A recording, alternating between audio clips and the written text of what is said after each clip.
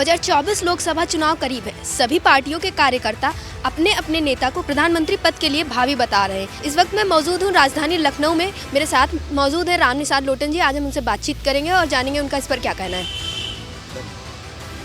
Sir, Samajwadi party अभी तक PDA का नारा लगा रही थी, लेकिन अब एक अर्थ वो अगड़ा और क्या कहते हैं आदियाबादी बता रही है। इस पर आप क्या कहेंगे?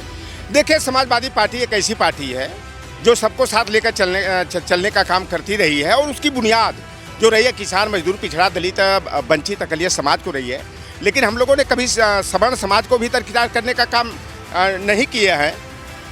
और एक बात कही जाती है कि जो समाजवादी होता है वो जातिवादी हो नहीं सकता है, और जो जातिवादी होता है वो समाजवादी हो नहीं सकता। समाजवाद एक विचारधारा है जो समता, समानता और सबके समृद्धि के लिए, सबके कल्याण, भलाई और मान सम्मान के लिए काम करने वाली विचारधारा है। उसी विचारधारा को समाजवादी विचारधारा किया जाता है। लेकिन कुछ लोग गोदी मीडिया वाले हैं, वह तिल का तार बनाने का, मीन मेख निकालने का प्रयास कर रहे हैं। राष्ट्रीय अध्यक्ष जी के कहने का आशय था कि जो लोग हम लोगों को पिछड़ा समझते हैं, और पिछड़ा का मतलब जो है कि बेकाम का समझते हैं, लेकिन हम पिछड़ा होकर के भी जो काम किए हैं, चाहे वो इकाना स्टेडियम को बनाने का काम हो, चाहे अमूल डेयरी और पराग डेयरी का काम हो, चाहे जयप्रकाश JPNIC बिल्डिंग का काम हो, चाहे मेट्रो स्थापना का काम हो, और एशिया का सबसे बड़ा बताइए जिनेश्वर मिश्रा पार्क जो बनाया गया है।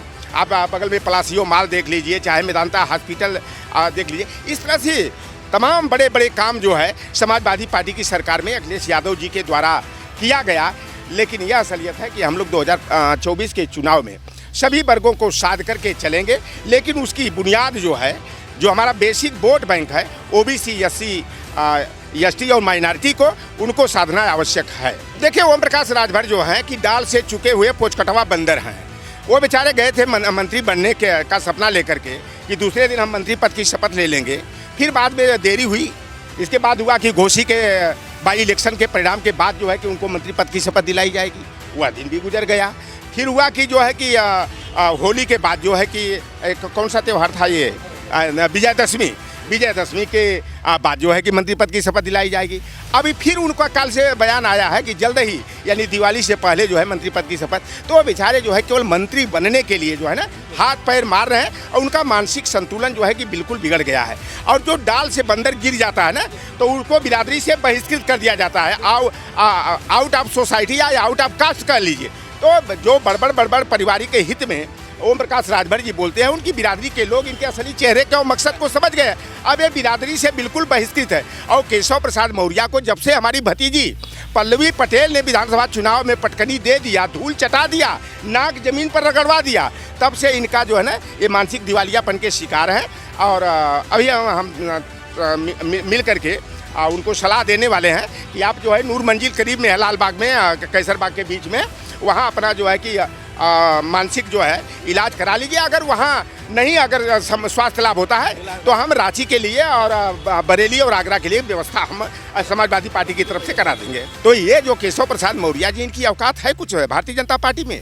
एक पुलिस के कांस्टेबल की अगर का स्थानांतरण हो जाए, नौकरी बेटा तो दूर की बात है, प्राइमरी के मास्टर का ट्रांसफर हो जाए, ये रुकवा नहीं सकते। ये इनकी हैसियत है। केशव प्रसाद मौर्य हों, चाहे स्वतंत्र देव सिंह हो, चाहे ये हमारे चौधरी लक्ष्मी नारायण सिंह हो, चाहे चौधरी भूपेंद्र सिंह जाट हो, चाहे धर्मपाल सिंह सैनी हो, चाहे धर्मपाल लोधी हो, चाहे स्वतंत्र देव सिंह हो, राकेश सचान हो, चाहे नरेश कश्यप, अनिल राजभर आदि हो, इनकी औकात केवल जो है ना वही देखने में सुंदर गुलदस्ते के फूल की तरह है, लेकिन गंधहीन है।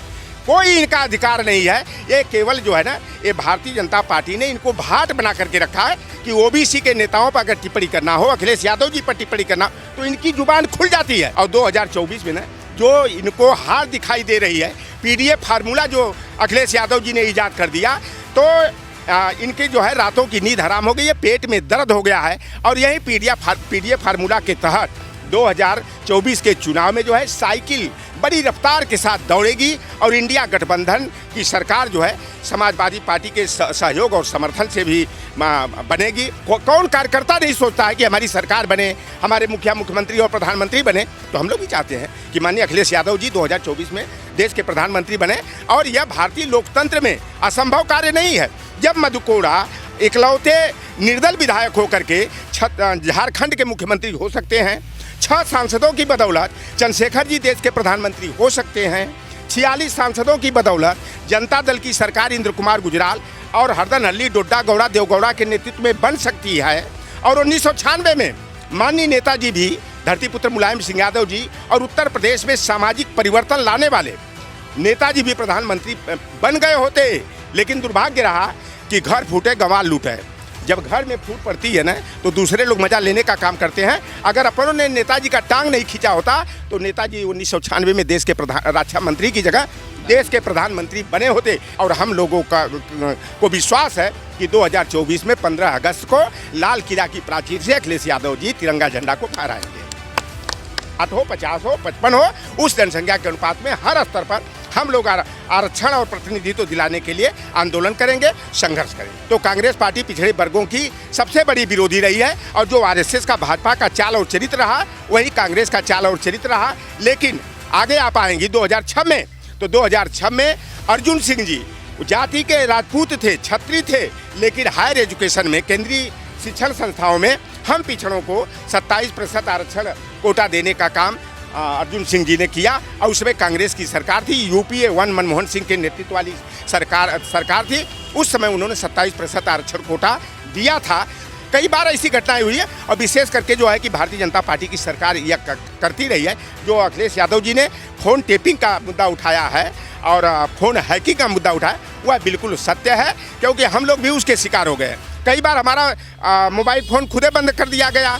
हमारा जो है कि फेसबुक का, इंस्टाग्राम है, ट्विटर है, उसको बंद कर दिया गया। यानी भारतीय जनता पार्टी के खिलाफ अगर कोई मुखरता से आवाज़ उठाता है तो उनके फेसबुक को, इंस्टाग्राम को, ट्विटर को बंद करने का काम किया जाता है। और इस समय भारतीय जनता पार्टी बिल्कुल छटपटाई हुई है और बड़े बड़े नेताओं जो हैं, जो इंडिया गठबंधन के साझीदार हैं, इनकी किससे बात हो रही है? या भारतीय जनता पार्टी का एक बहुत बड़ा धड़ा टूट करके समाजवादी पार्टी में शामिल होने का मन बनाया हुआ है और कांग्रेस पार्टी में जाने का मन बनाया हुआ है। इसलिए भारतीय जनता पार्टी हर नेताओं की खबर रखने के लिए वह फ़ोन टेपिंग का काम करा रहे हैं।